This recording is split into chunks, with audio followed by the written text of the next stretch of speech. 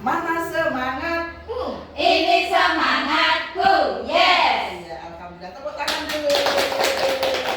Iya, ibu-ibu yang berbahagia, pada hari ini alhamdulillah Ibu Siti Mu'alifah ya, teman kita ya dari TK Perwanida yang kemarin sudah mengikuti workshop di Surabaya selama 4 hari mulai tanggal 10 sampai tanggal 14 November yang mengikuti tentang kompetensi pedagogi tentang pembelajaran mendalam.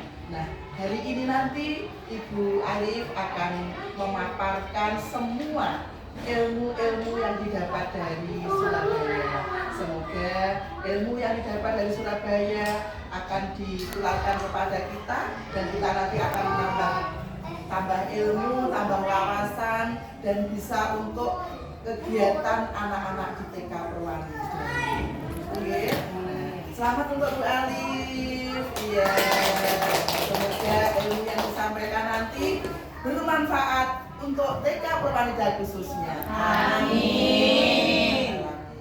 Dari saya cukup sekian dulu. Wassalamualaikum warahmatullahi wabarakatuh. Waalaikumsalam. Assalamualaikum warahmatullahi wabarakatuh. Waalaikumsalam warahmatullahi wabarakatuh.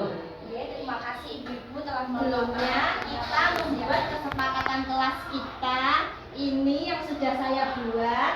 Mungkin ada tambahan dari ibu-ibu di sini, ada definisi pembelajaran mendalam.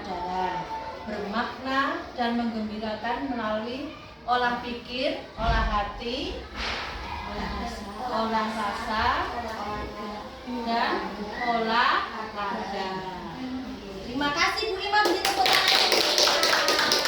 Jadi itu tadi ya ibu-ibu untuk definisi pembelajaran mendalam adalah yang mengenalkan anak menekankan pada penciptaan suasana belajar yang proses pembelajaran yang berkesadaran, bermakna dan menggembirakan. Ini yang dimaksud mindful, meaningful, joyful. Itu ini deh. Jadi BBM.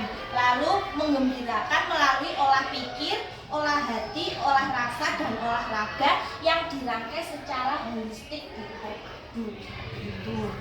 Nah, ini lebih jelasnya ini ya ibu, ini pembelajaran mendalam. Jadi di pembelajaran mendalam ini ada beberapa komponen.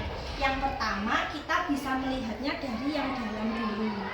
Ini ada dimensi profil lulusan. Kalau yang Merdeka kemarin P5 itu loh Bu. Ya, kalau ini ganti dimensi profil lulusan ada 8.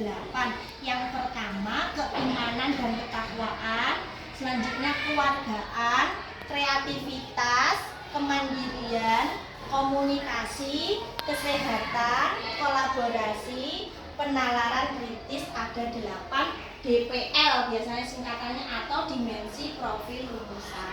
Lalu yang kedua ada apa Bu yang biru itu? Prinsip pembelajaran. Prinsip pembelajaran. Prinsip pembelajaran ini merupakan karakter dasar merupakan dasar dari karakteristik pembelajaran mendalam, yaitu berkesadaran, bermakna dan menggembirakan. Biasa kita singkat BBM ya. Kalau untuk selanjutnya pengalaman belajar, ini proses yang dialami peserta didik setiap hari di kelas. Ada memahami, ada mengaplikasi, ada merefleksi.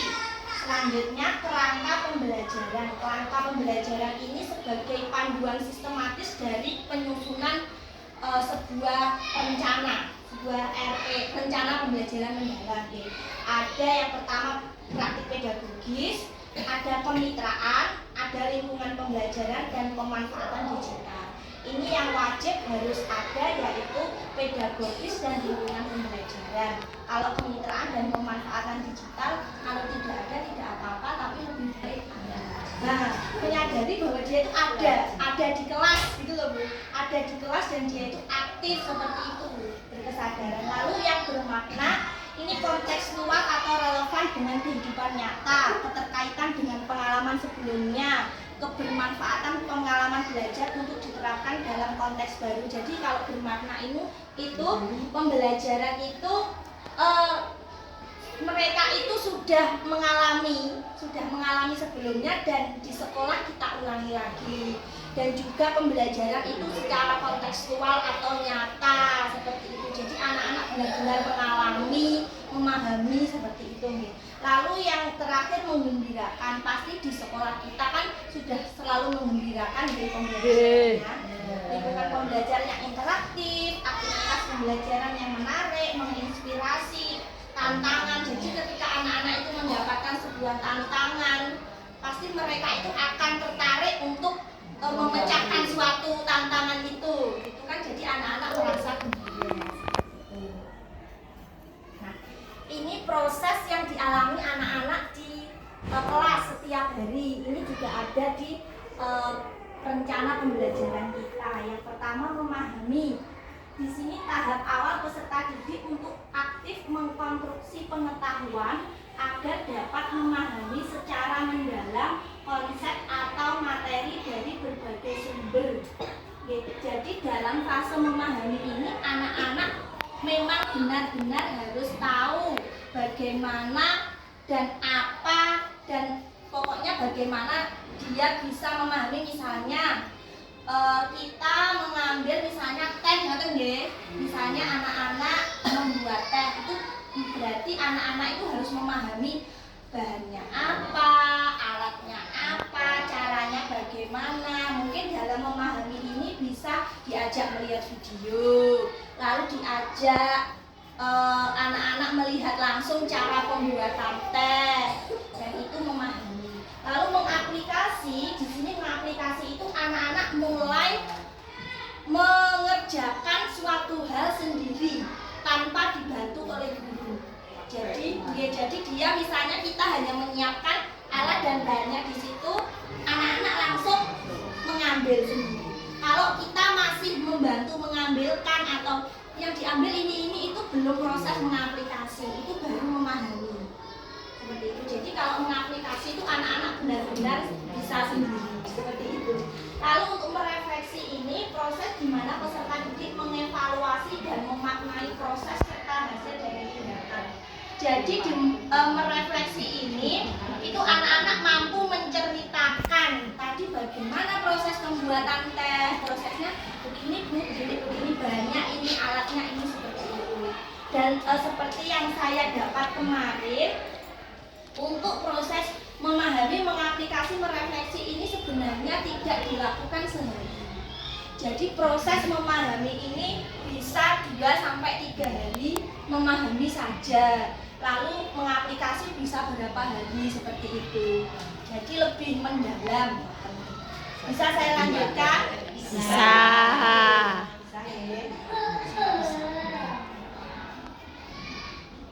Nah, ini kerangka pembelajaran mendalam, ada praktik pedagogis. Biasanya kita praktik pedagogis pembelajaran biasanya kita kan kemarin ke penjahit ya toh, ke Pak Di, itu merupakan mitra kita. Lalu kita berkunjung ke jualan, ke Pak Kom, itu juga merupakan mitra kita. Atau kita menanam tanaman di kebun, berarti mitra kita siapa Bu? Petani bisa, atau misalnya penjaga sekolah kita itu juga bisa. Jadi siapapun bisa kita jadikan mitra, orang tua juga bisa kita jadikan mitra. Lalu lingkungan pembelajaran ini yang biasa kita tulis di rencana pembelajaran kita, ada rencana pembelajaran mendalam. Biasa kita dulu sebut modul ajar, kalau sekarang rencana pembelajaran mendalam. Kemarin itu juga tidak boleh disingkat, karena kalau disingkat nanti jumbo dengan rencana pembelajaran mingguan RPM gitu. Nah, ini yang wajib ada 4: identifikasi, desain pembelajaran, pengalaman,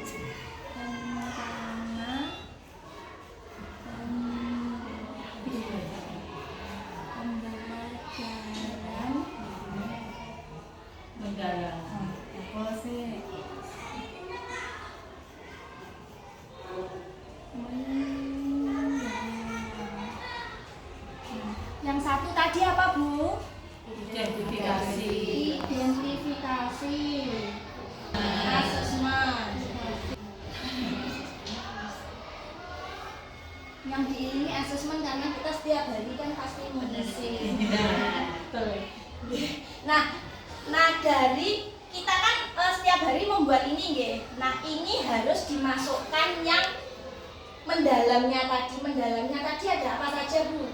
8 DPL, 8 dimensi profil lulusan, ada keimanan. Nah, tadi itu 8, itu tadi kita masukkan di dalam identifikasi. Jadi di sini ada 8 DPL. Nah, jadi identifikasi yang pertama 8 DPL. Nah, ini dalam pemilihan DPL itu tidak ada minimal, tidak ada maksimal. Tapi pasti kita akan melihat misalnya 1 minggu itu yang fokus kita kembangkan apa. Misalnya 1 minggu ini kita fokus mengembangkan kreativitas dan kolaborasi. Nah, misalnya seperti itu. Jadi bisa kita pilih 2 betul-betul semampunya guru dan semampunya anak, seperti itu. Lalu setelah identifikasi, dalam identifikasi ini kita juga ada apa, Bu? Asesmen awal.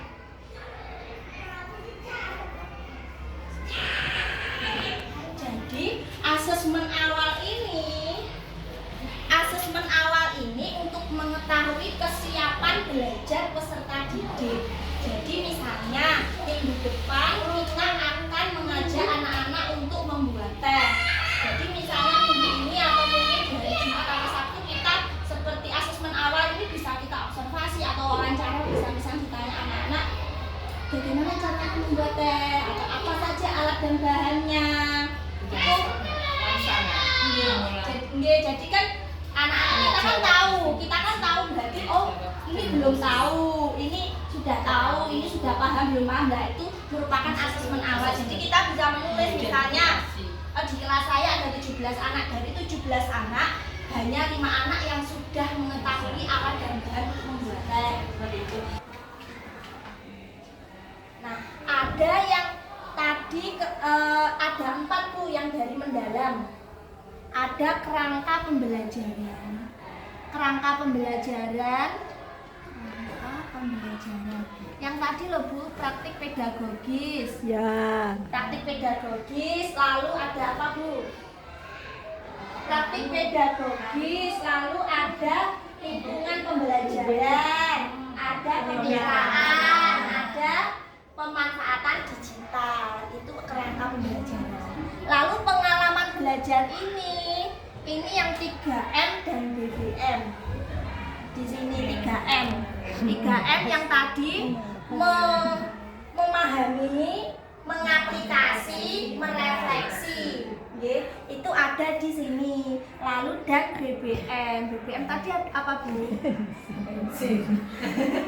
Berkesadaran, bermakna dan menggembirakan. Jadi sudah masuk tuh Bu. Pembelajaran mendalam sudah masuk semua nggih, ada 8 DPL, kerangka pembelajaran, ada 3M, ada BBM. Lalu yang terakhir asesmen. Asesmen ada teknik, lalu ada instrumen. Nah, kemarin yang saya dapat, instrumen itu tidak harus semuanya keluar. Misalnya kan kita biasa membuat checklist, anekdot, hasil karya itu setiap hari tidak harus itu keluar semua. Jadi bisa 1, bisa 2, seperti itu, tapi semua murid harus dilihat. Setelah ini nanti kita akan praktek membuat rencana pembelajaran.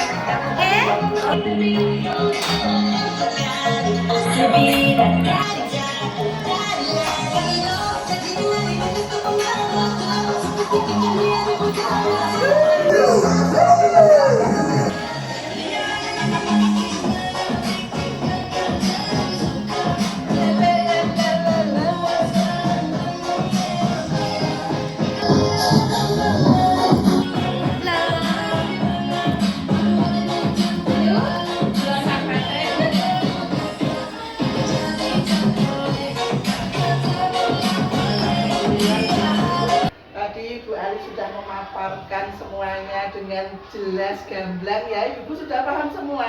Alhamdulillah. Tepuk tangan untuk Bu Ali. Alhamdulillah hari ini kita telah mendapatkan ilmu yang sangat luar biasa. Semoga besok lagi kalau ada Bu Alif dikirim ke Jawa Timur lagi akan disampaikan ke TK Perwanida dan mungkin nanti di GTKI ya Bu Alif ya.